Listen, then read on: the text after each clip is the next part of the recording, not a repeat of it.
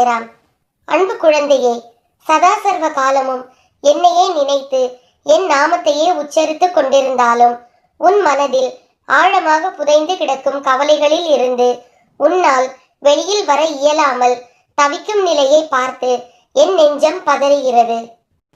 நீயும் நான் கூறும் அறிவுரைகளின் படிதான் நடக்கின்றாய், அதில் குறையில்லை. ஆனால் நடந்து முடிந்தவைகளை உன்னால் மறக்க முடியாமல் நித்தமும் நீ கண்ணீர் விடுவதை பார்க்க எனக்கு சக்தி இல்லை. நடக்க கூடாதெல்லாம் நடந்துவிட்டது. துன்பங்களை எல்லாம் சந்தித்து முடித்து விட்டாய். நீ வாழவே கூடாது என்று நினைத்தவர்களுக்கு எதிரில் தைரியமாக நின்று சாதிக்கும் நீ தனிமையில் கோழையை போன்று அழுகின்றாய். அழாதே, தைரியமாக இரு. உன்னை இந்த நிலைக்கு உட்படுத்தியவர்கள் தன் நிலை உணரும் காலத்தை உருவாக்குவேன்.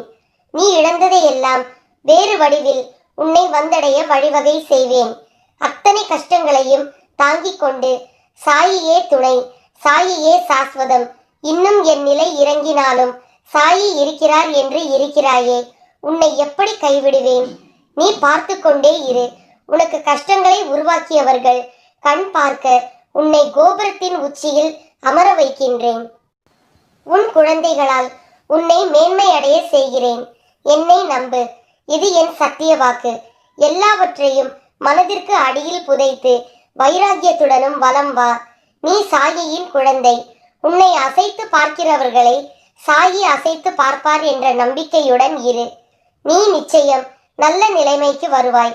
என்னுடைய ஆசீர்வாதங்கள் உங்களுடன் எப்போதும் இருக்கும். ஜெய் சாய்ராம்.